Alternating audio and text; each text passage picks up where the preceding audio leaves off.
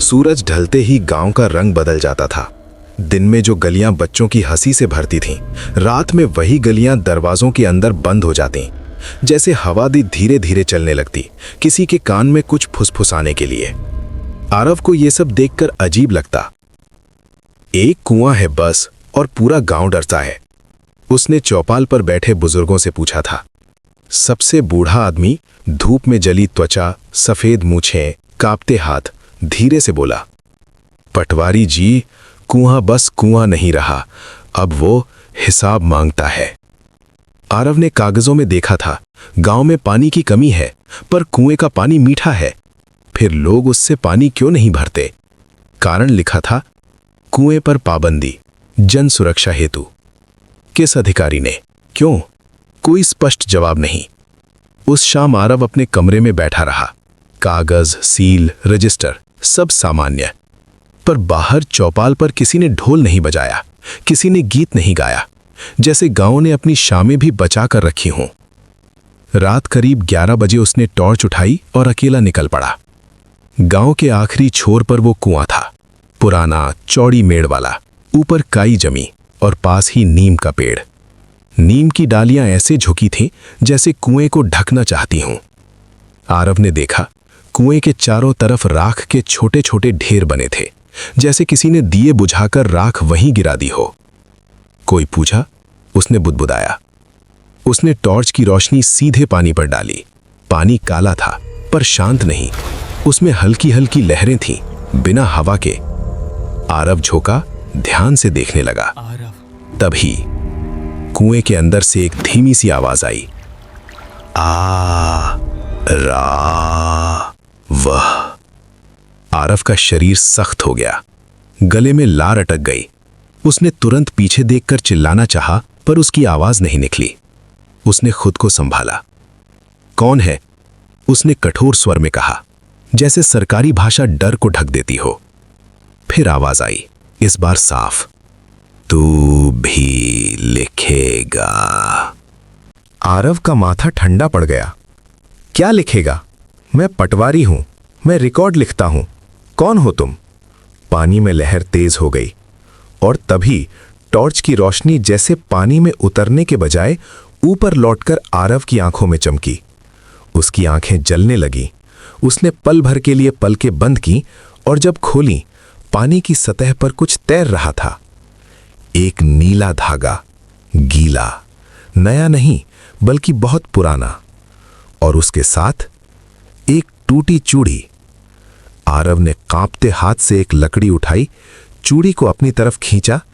चूड़ी का रंग हरे कांच का, और उस पर अंदर की तरफ एक नाम खुदा था, मीरा। आरव की सांस तेज हो गई। मीरा कौन? उसने खुद से पूछा। तभी कुएं के अंदर से वही आवाज फिर आई, इस बार रोने जैसी नहीं, चेतावनी जैसी। 12 बजे से पहले घर। आरव ने घड़ी देखी, 11:58। वो हंसा नहीं, इस बार उसे मजाक नहीं लगा। उसने पीछे कदम बढ़ाया ही था कि नीम के पेड़ के पीछे किसी के पैरों की आहट हुई, धीमी, बहुत धीमी, जैसे कोई जानबूझकर अपनी मौजूदगी छिपा रहा हो। आरव ने टॉर्च घुमाकर उधर रोशनी मारी, और रोशनी में एक और चीज चमकी। पेड़ की टहनी पर बंधा हुआ काला कपड़ा, बिल्कुल ताजा, जैसे किसी ने अभी अभी बांधा हो। आरव का दिमाग तेजी से चला। यहां कोई है जो इस कुएं से जुड़ा है, और वो नहीं चाहता कि मैं।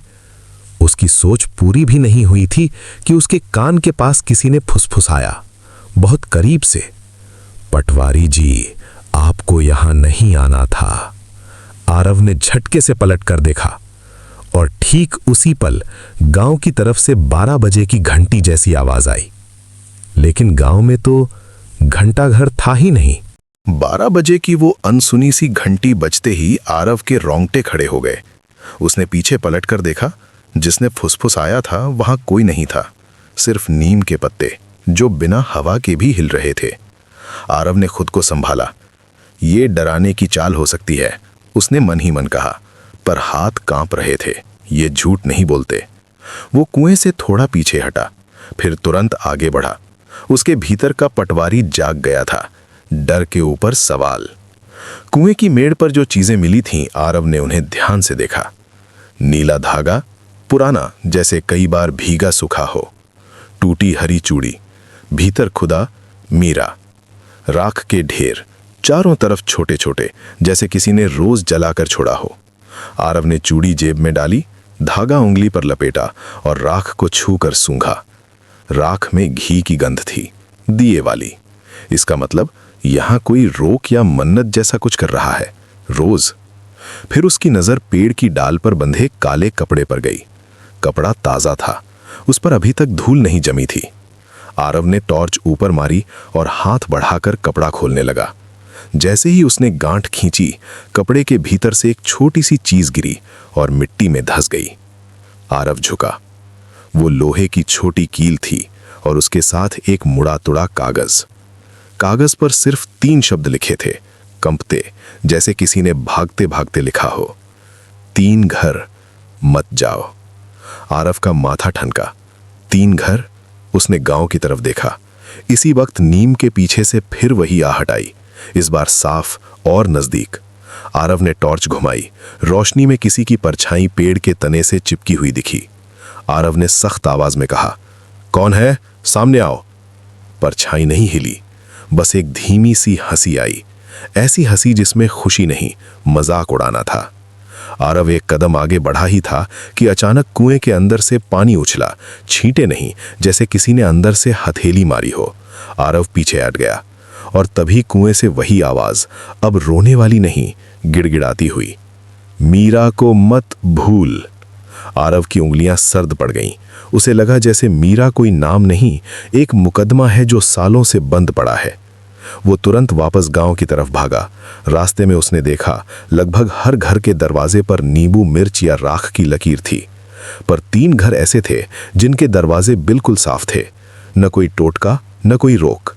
आरव के कदम अपने आप धीमे पड़ गए। ये वही 3 घर तो नहीं, उसने सोचा। पहला घर था पंडित हरिदत्त का, गांव का पुजारी। दूसरा घर था मुखिया रघुवीर का, जिसके नाम गांव की आधी जमीन थी। और तीसरा गांव की सबसे शांत, सबसे सीधी लड़की सीमा का, जो कुएं के पास कभी नहीं जाती थी, पर उसकी आंखों में हमेशा डर तैरता था। आरव पंडित हरिदत्त के घर पहुंचा। दरवाजा भीतर से बंद था।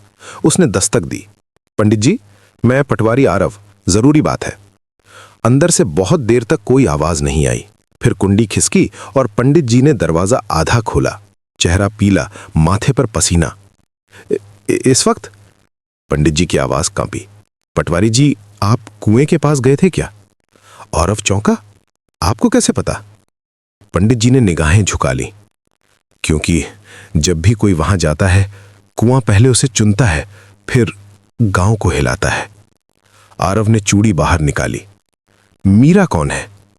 बस चूड़ी देखते ही पंडित हरिदत्त की आंखें फैल गईं, जैसे उन्होंने भूत नहीं, अपने पाप का सबूत देख लिया हो। उनके हाथ कांपने लगे। उन्होंने जल्दी से दरवाजा बंद करना चाहा। आरव ने पैर आगे कर दिया। पंडित जी, सच बताइए, मीरा कहां है? पंडित जी की आंखों में आंसू भर आए। मीरा, वे फुसफुसाए, मीरा इस गांव की कहानी नहीं, गांव की शर्म है। आरव ने दबाकर पूछा, किसकी शर्म? पंडित जी ने टूटे स्वर में कहा, मुखिया की, और मेरी भी।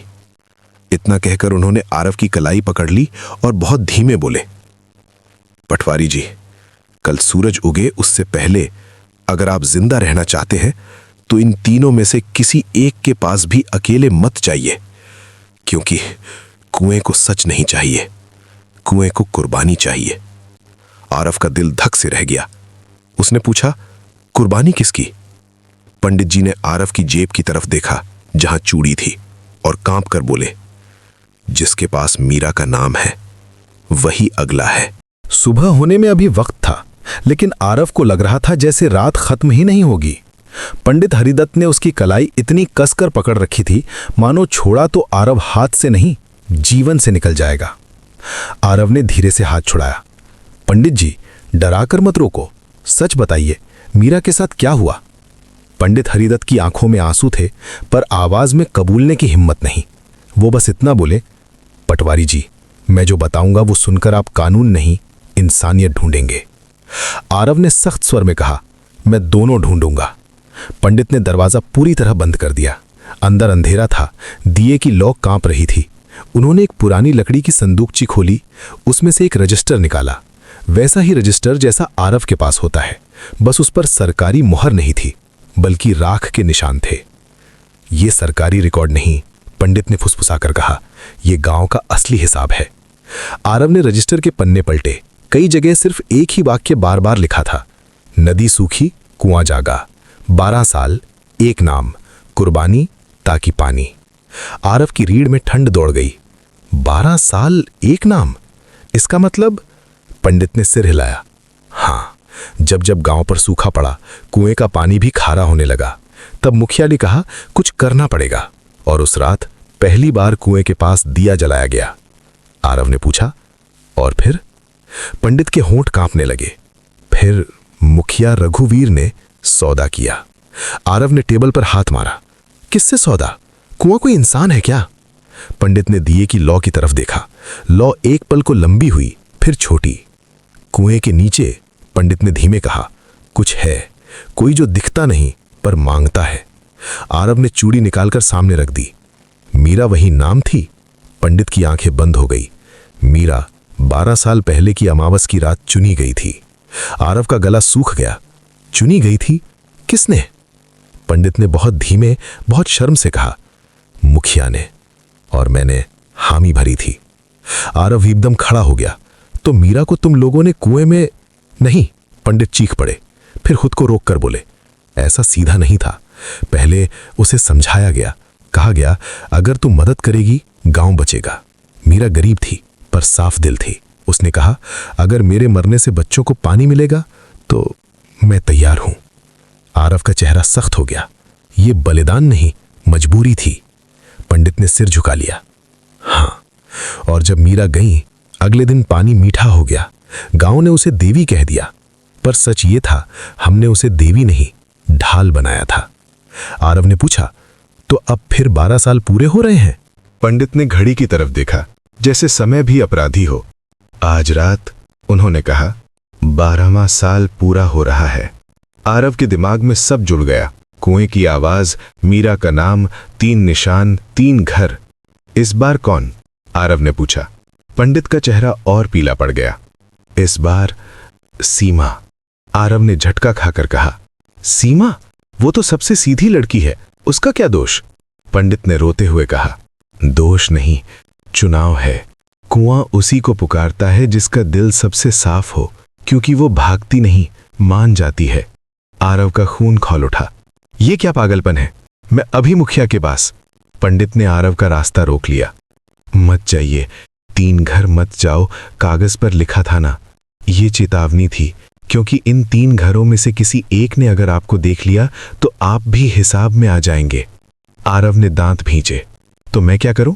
चुपचाप सीमा को मरते देखूं? पंडित ने फुसफुसाकर कहा, कुएं को कुर्बानी चाहिए, लेकिन सौदे को तोड़ा जा सकता है। आरव की आंखें तेज हो गईं। कैसे? पंडित ने संदूकची से एक छोटी सी चीज निकाली, वही काली कपड़े की पट्टी जैसी आरव ने नीम पर देखी थी। ये बांध है, पंडित बोले। हर अमावस इस पट्टी में राख, घी और मीरा की चूड़ी का चूरा मिलाकर गांठ लगाई जाती है। इससे कुआं शांत रहता है, पर आज ये बांध टूट रहा है, इसलिए कुआं नाम ले रहा है। आरव ने समझ लिया। तो अगर मैं ये पट्टी हटा दूं तो कुआं जाग जाएगा, पंडित ने कांप कर कहा। और जागा तो सिर्फ सीमा नहीं, पूरा गांव डूबेगा, क्योंकि सौदा टूटेगा और जो नीचे है वो लेने आएगा। आरव ने गहरी सांस ली। तो सौदा बचाने के लिए एक लड़की मरे। पंडित की आंखें भीग गई। हमने यही किया 12 साल पहले। आरव का चेहरा कठोर हो गया। पर मैं नहीं करूंगा। वो दरवाजा खोलकर बाहर निकल आया। हवा ठंडी थी, पर उसके भीतर आग थी। वो सीधे सीमा के घर की तरफ भागा। सीमा का घर छोटा था, दरवाजे पर कोई टोटका नहीं, कोई राख नहीं। आरव ने दस्तक दी। 1 बार, फिर 2 बार, फिर तेज। दरवाजा खुला। सीमा सामने थी, सादी सी, आंखों में थकान, पर चेहरे पर अजीब शांति, मानो वो पहले से जानती हो कि कौन आया है। आरव ने कहा। सीमा, तुम कहीं नहीं जाओगी, समझी? सीमा ने धीमे से मुस्कुरा दिया, बहुत हल्की, जैसे रोशनी मरते दिए की।